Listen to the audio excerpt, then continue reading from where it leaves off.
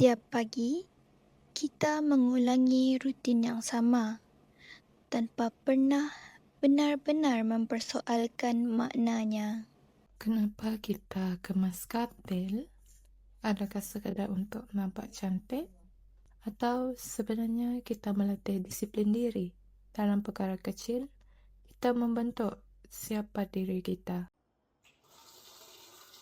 Seperti kopi ini, air panas mengubah serbuk menjadi sesuatu yang bermakna. Adakah hidup juga begitu? Bahwa tekanan dan cabaran sebenarnya membentuk diri kita. Adakah kita benar-benar menikmati rasa kopi ini?